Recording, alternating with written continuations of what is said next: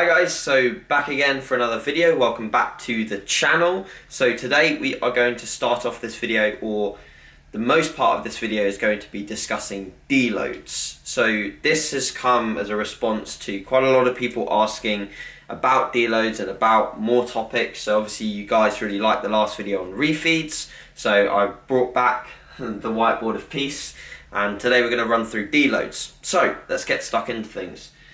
Right, so what is a deload first of all?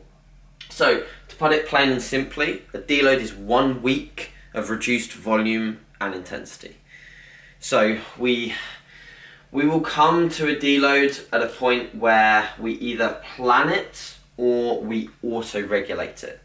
So with a planned deload, what tends to happen is we will get to week whatever in a block, normally around about week 7 or 8, we will have a deload planned in. Okay, so however you feel, this deload is planned, we're going to do it regardless of how you're currently feeling. The idea behind that is great, but I think I see it more often than not, when planned deloads are in, we tend to ruin potential momentum. I'm a big fan of momentum. I think that it's key in your training to maximize the periods of time where you are killing it and you're crushing numbers. Now, this can quite quickly deteriorate, and this is why deloads are really important, because if you do push it too hard, you are risking injury and you are risking getting hurt. But at the end of the day, ask yourself, who are the best people in any sport? They're the people that push themselves really hard. They push themselves to the point where they are very close to getting injuries. And that's potentially where we tap into the most progress that we'll ever have. And this brings me on to the point of auto-regulating deloads. Now, this is a great idea, but only when you know how you're going to feel when you need a deload. Because if you're a relatively new trainee, you can probably go, and this is something I'll talk on a bit later, but if you're a relatively new trainee, you can probably go quite a long period of time without needing to deload. But if you're a more experienced trainee, you'll know exactly what it feels like when you are overreached. You'll know what the fatigue feels like. You'll know what the bar feels like, because the bar weight begins to feel heavier. You pick up loads that are usually feeling quite light throughout your warm-ups, and they feel heavy. They feel horrible. And knowing how this feels takes time. So for me to say to one of you guys or girls listening to this who's a year or 6 months into their training career, let's try and auto-regulate a deload, is bonkers, because you don't know how you're going to feel when you need one. So I think as experience builds, your ability to auto-regulate deloads becomes increased. So don't take this on board unless you're quite an experienced trainee. When you get to the point when you're experienced, you can start to implement auto-regulated deloads, and they are, in my opinion, very beneficial. Very, very beneficial. So, next up is why. So why do we deload? Because a lot of people will ask, why do you want to reduce your volume and intensity? Because surely, if we just keep going, keep progressing, we'll be in the best place for hypertrophy, or we'll be in the best place for muscle retention. And that is true. If we could keep progressing and we could keep maintaining or progressing lifts forever, we'd be in a superb place. But that's not possible. Once you are overreached, and you will get to the point where you either overreach and you start building up such fatigue that you will start regressing.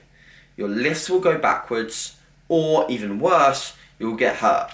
You'll just get really injured. And that's not fun, because what happens when you get injured, guys? You go back 2 to 3 weeks in progression, maybe even more.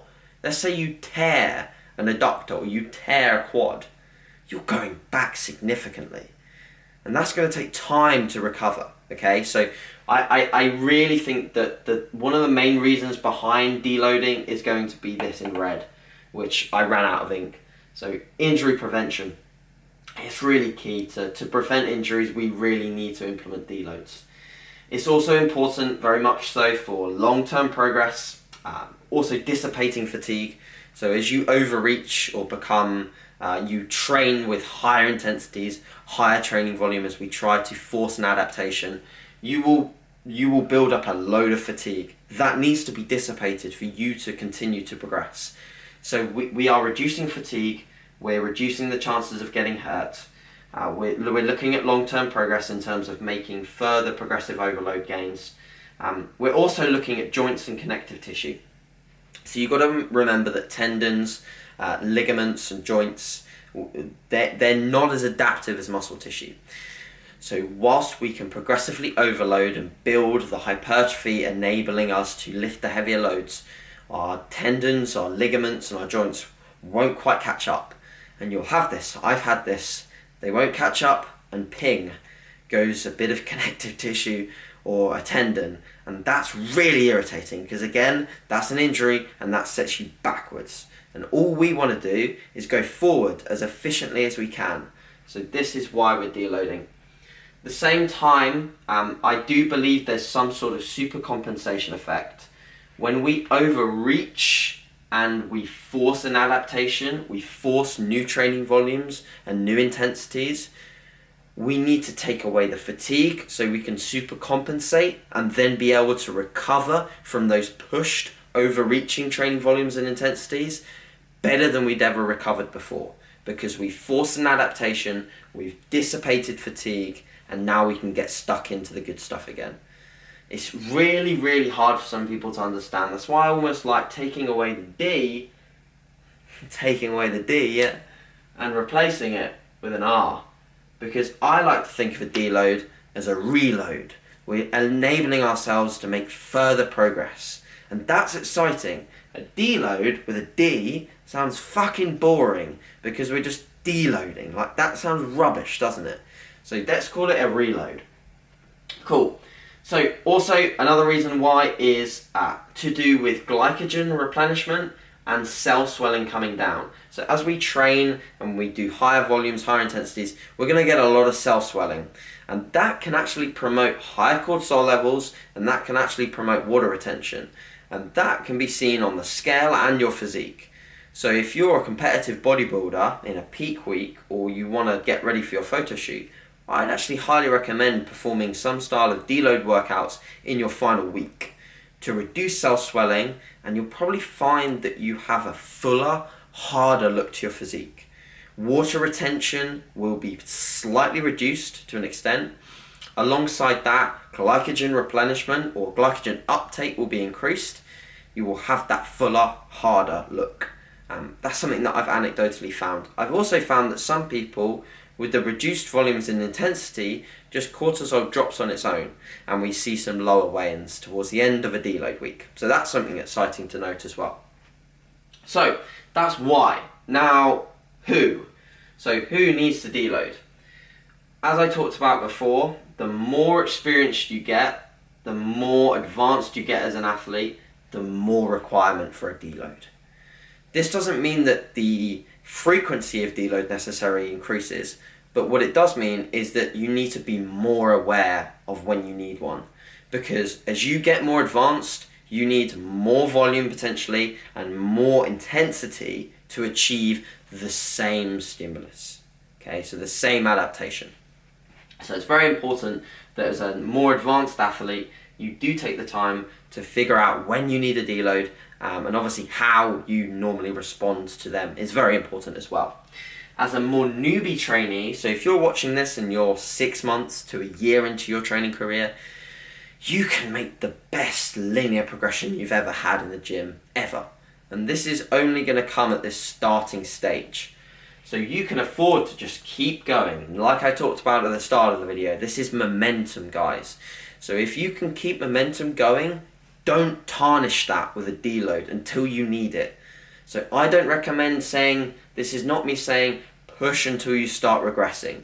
This is me saying push until you start to feel the effects of really increased fatigue, increased soreness, well, not so much increased soreness, increased tiredness, general tiredness, and also you can potentially see sort of changes in appetite, changes in sleep schedule, so like you might not be sleeping so well. These are some more signs of needing a deload. Bar feels heavy, etc.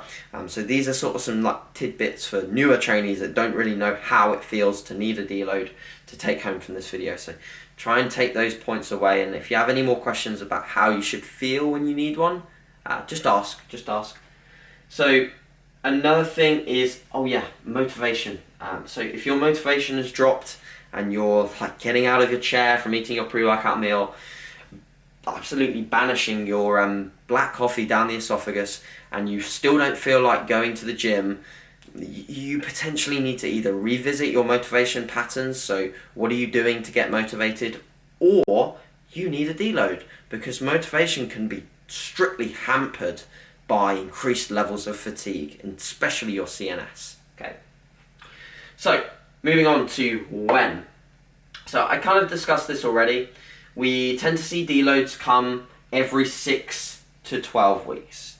Now, obviously, the more advanced you get, the more frequent potentially you might need them, or the more aware you need to be.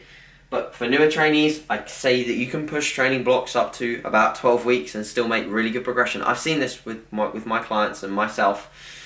Now, you've got to remember that essentially with fatigue accumulation, you will push that by pushing your training volume higher and your intensities.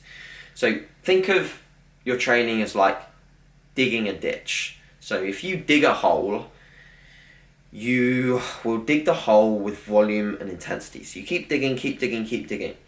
Most of the time at the start of the block, when you're fresh, you can get out of that hole, recover, get to the top, and then obviously dig another hole later in the week. But the point at which you need a deload is when you can't quite get out of the hole. Now this is either you're doing too much training volume, but ideally at around about 6 to 12 weeks, you'll get into the point where you can't really get out of the hole before the next session. And that's ideal, because you're overreached.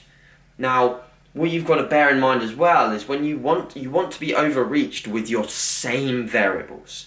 So you want to be on top of your sleep, you want to be on top of your hydration, on top of your meals, on top of your stress levels. You want to be on top of all your variables and overreached.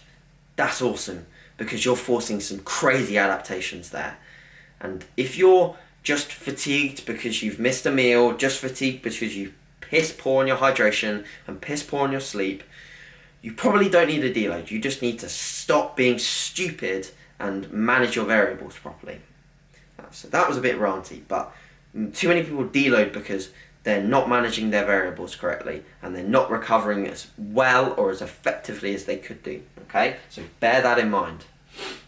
Now, that's pretty much when. Okay, so when.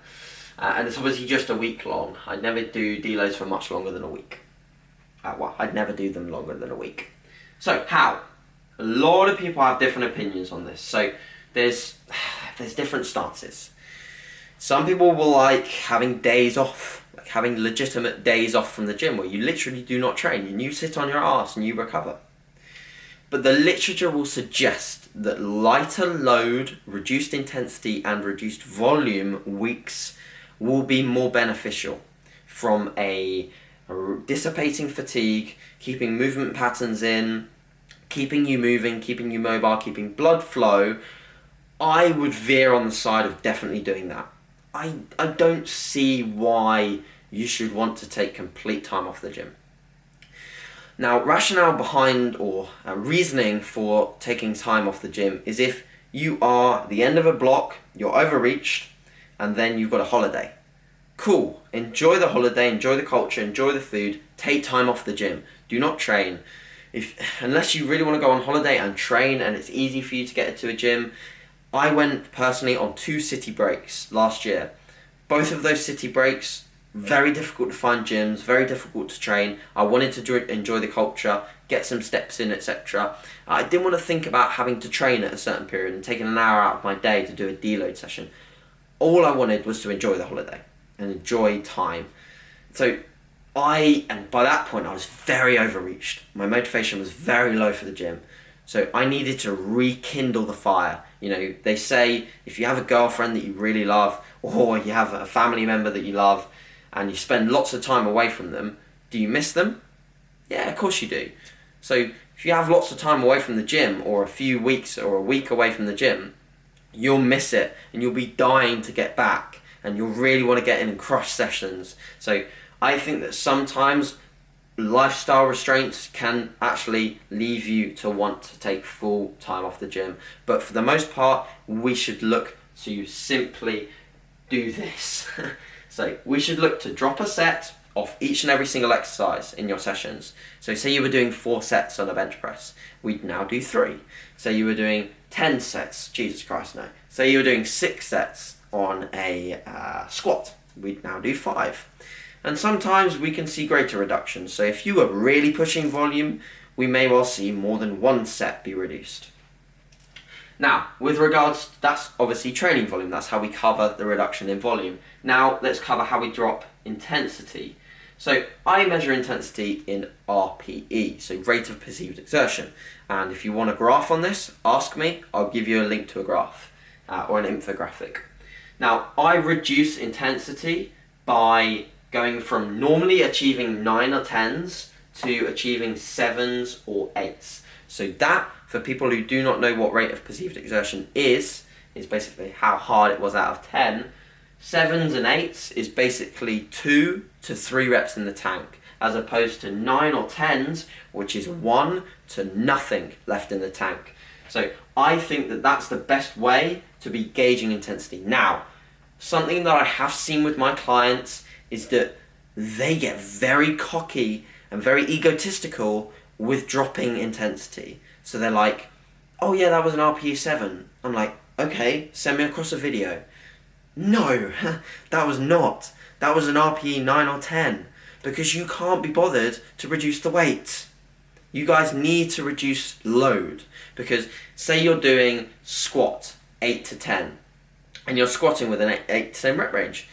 You're going to have to reduce the weight that you do in that 8 to 10 rep range to achieve the same sort of reps which we want, and with that RPE, with 7 to 8. Because your usual would have been in the 8 to 10 rep range with 9 or 10 RPE. So with the loading, I don't prescribe how much you should take off the bar, but something that I have seen sort of that works really, really well is reducing the weight by anywhere between 10 and 15%, especially on compound moves.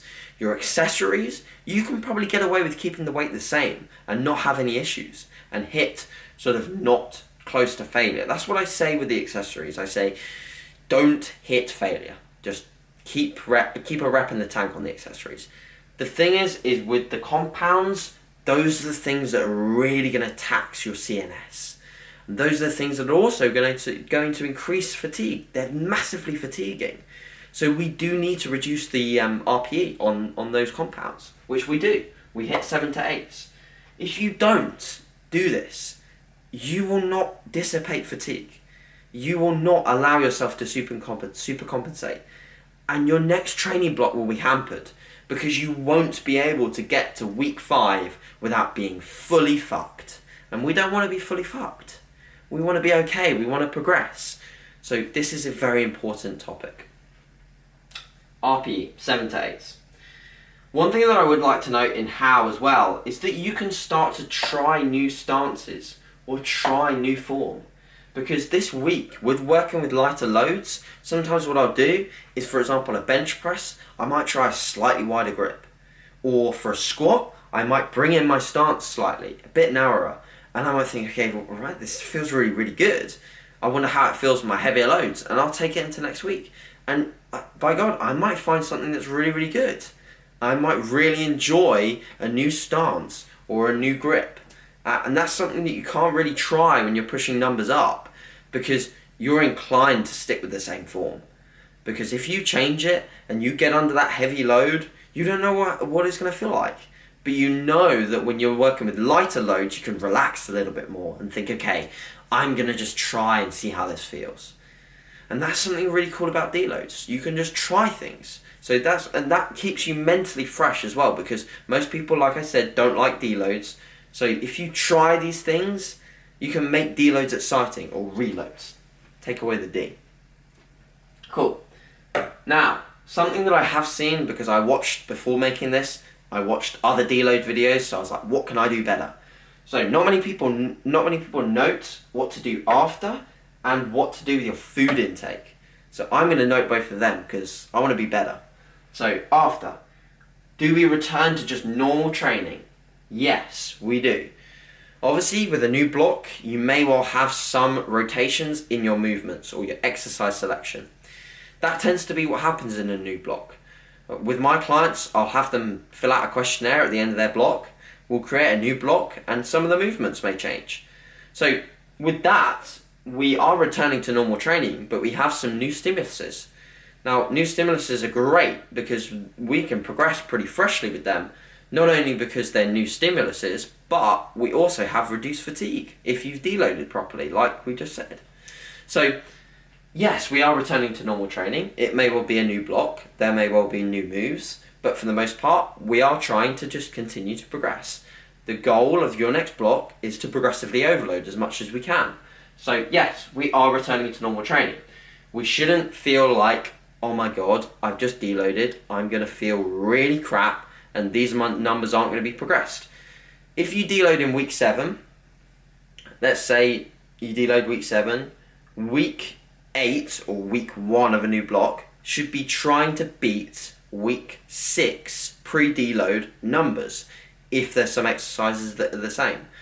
Sometimes you won't be able to do this, but I think most of the time you will, because you'll have really low fatigue levels. So sometimes soreness may be higher in the first week. Now this is because you haven't trained to failure for a week, or potentially you've had a week off. You'll go back and you will feel increased soreness. Now this can be because, I think anecdotally, this is because when you do deload, you realise, okay, right, I wasn't fully getting the ROM on this when I was pushing my numbers up. So some numbers you may look at and you may think, right, I'm going to reset this. You'll go back to this, like an OHP, you might reset it because you were not quite hitting your collarbone or not quite getting a full ROM. Same with your bench press, not quite full ROM or something like that. So you reset the number and you'll go back with that full new ROM. That will really create some nice soreness, because you're essentially taking the loading pattern much further. So I think that you may experience some increased soreness in the first week after your deload. That's something to think about. Food wise, during the deload itself, I like to actually just keep calories the same. Whether you're in a deficit or in a surplus, I like to keep calories the same. Some people will say if you're in a deficit, you should go to maintenance. I think that's wasting a week of dieting. I don't think that deloading, the way we deload with dropping a set and dropping the intensity, is going to do much in terms of muscle loss for 1 week. We're still consuming enough protein, we're still weight training, just not progressively, and volume is dropped. I don't think that you need to worry about it being 1 week. If you are completely not training for an entire week, I would maybe recommend that you take calories to maintenance. But if you're deloading, I wouldn't worry. I'd be fine with you staying in a deficit, as long as you're just staying on top of your other variables.